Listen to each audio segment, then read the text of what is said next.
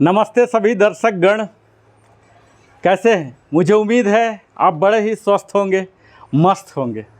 क्या आपने कभी खुद को टूटते हुए देखा है? क्या कभी ऐसा लगा कि बस अब और नहीं हो पाएगा?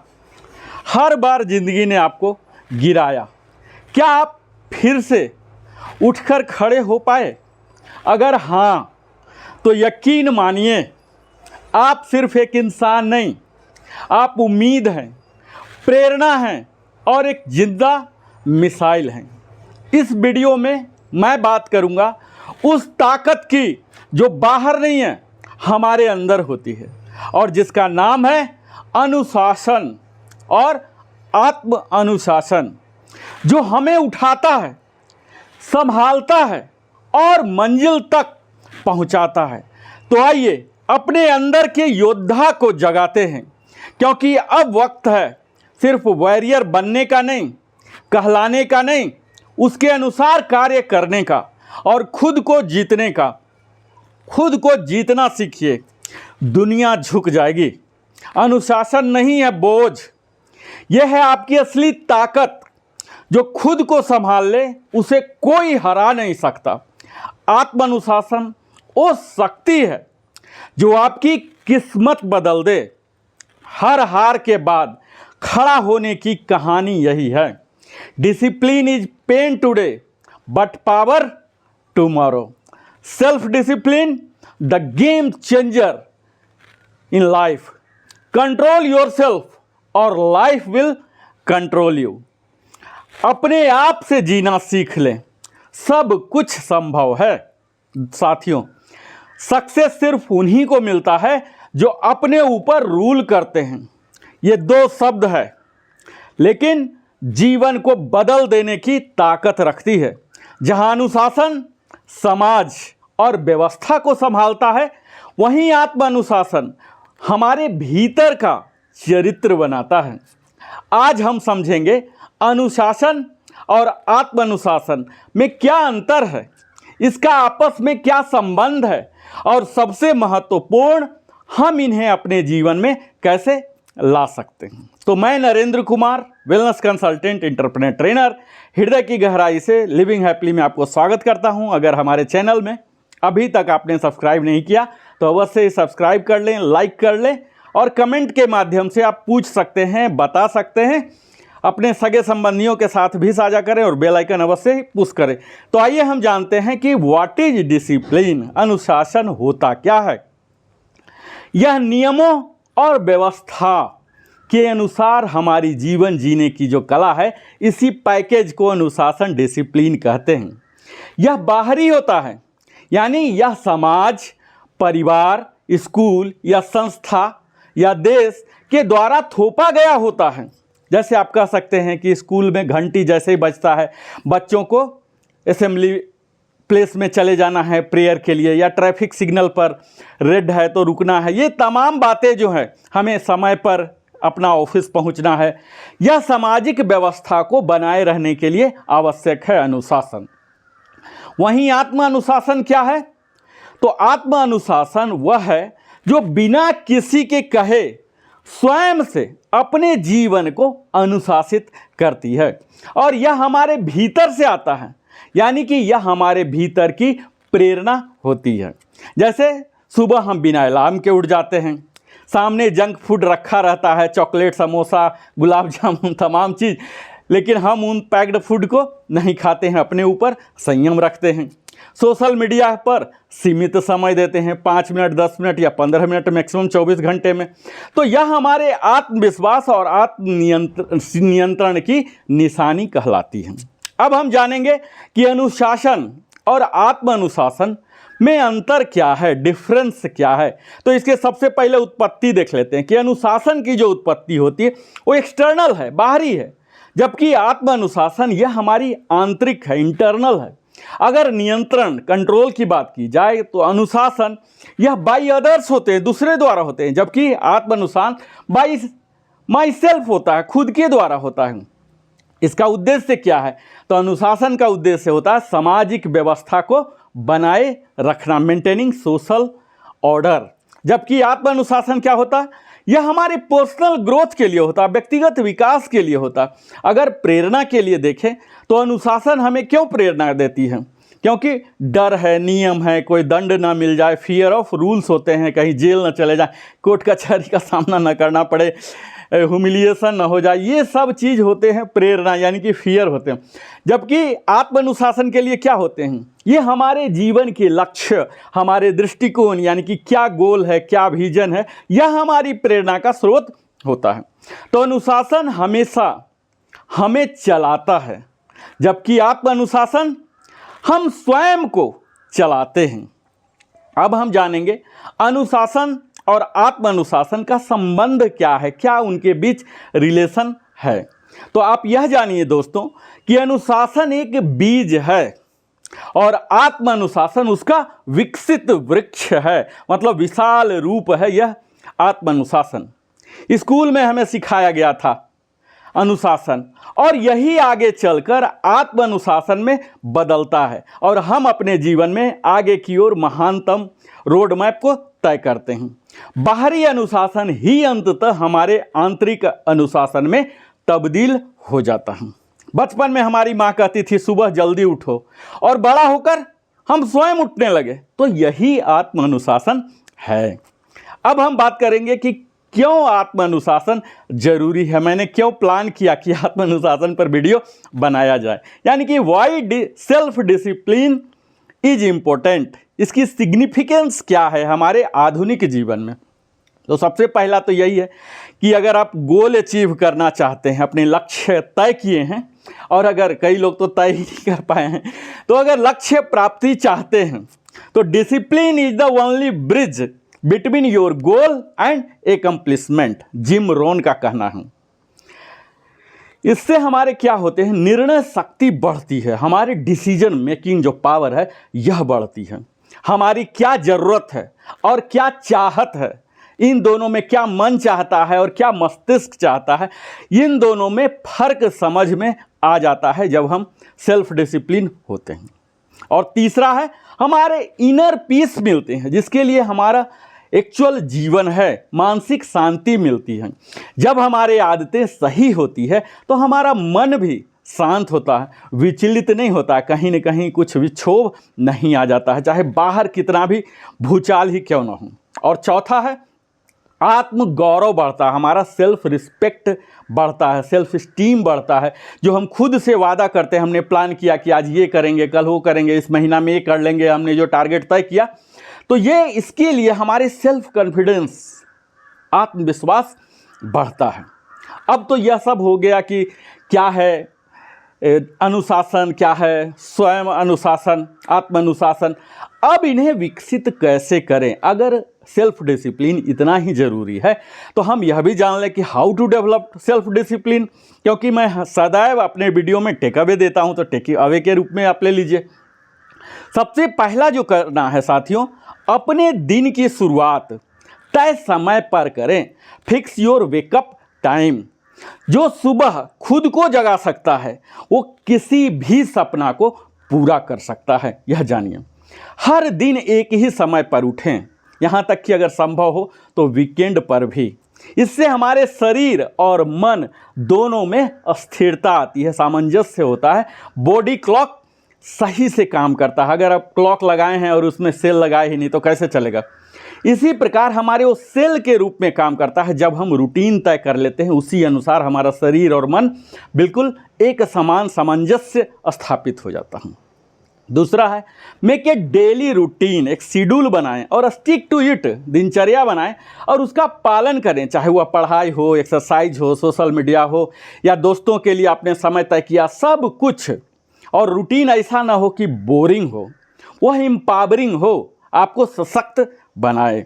तीसरा है सेट क्लियर एंड मेजरेबल गोल। कई लोग लक्ष्य तो तय कर लेते हैं, वो स्पष्ट होता है, लेकिन इस प्रकार नहीं होता कि उसे मेजर कर सके। तो मेजरेबल करें, किस तरह से उसे मापा जाए, तौला जाए, उसकी कीमत लगाया जाए, इस तरह से आप अपने जीवन का लक्ष्य तय करें। कीमत का मतलब प्राइसिंग मनी के रूप में ही नहीं होता। हम कहा जाता है ऐसा कि unclear goal is equal to undisciplined life. अगर जीवन में आपका लक्ष्य ही स्पष्ट नहीं है तो आप निश्चित है अनुशासित जीवन आप जी ही नहीं रहे हैं। यह शॉर्ट टर्म और लॉन्ग टर्म दोनों होना चाहिए। आप अपने मोबाइल में वॉलपेपर में लगा लें, नोटबुक में या मिरर पर लिख लें कि मैं रोज़ सुबह 5 बजे उठूँगा। अगर आपको ये चुनौती लगता है और लाभप्रद लगता है, अपने लक्ष्य इसे स्पष्ट रखें। अगर यह अस्पष्ट है, अनक्लियर है, तो अनुशासन आपके पास भटकेगा नहीं, टिकेगा नहीं। चौथा है टाइम ब्लॉकिंग बनाएं। Use time blocking method. इसमें क्या होते हैं कि कब आप नेटफ्लिक्स देख रहे हैं, इंस्टाग्राम देख रहे हैं, व्हाट्सएप के लिए, सब के लिए एक सीमित टाइम स्लॉट कर लें। ऐसा नहीं कि मोबाइल है तो दिनों भर व्हाट्सएप पे या दिन भर फेसबुक पे या दिन भर रील ही देख रहे हैं। फ्री टाइम के नाम पर हम पूरा दिन बर्बाद कर देते हैं, तो यह नहीं कीजिए। आप स्लॉटिंग बनाइए और उस स्लॉट को स्ट्रिक्टली मेटिकुलसली फॉलो कीजिए।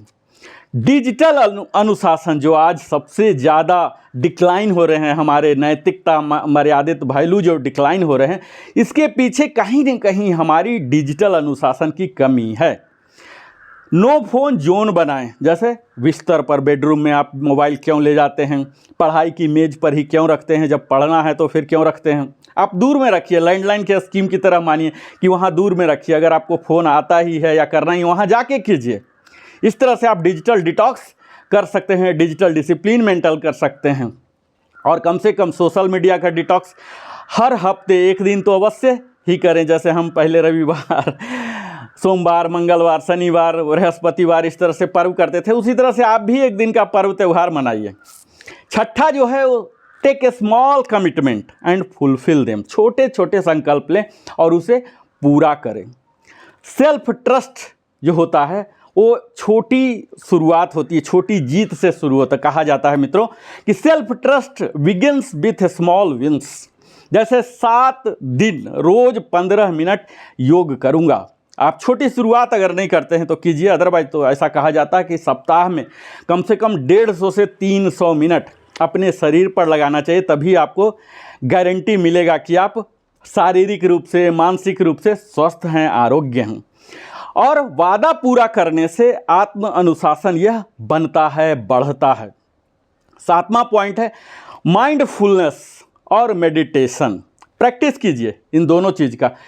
कम से कम 5 से 10 मिनट शांत बैठकर अपने विचारों पर, जो आपके विचार अंदर चल रहे हैं, उथल पुथल है, उन सबको देखिए कि क्या ये ज़रूरी है, क्या इनकी आवश्यकता है, क्या प्रासंगिकता है, क्या जिसको ज़रूरत नहीं उसको हटा दीजिए। इससे आपकी मानसिक फोकस जो है वो बढ़ेगा और कंट्रोल ये भी बढ़ेगा।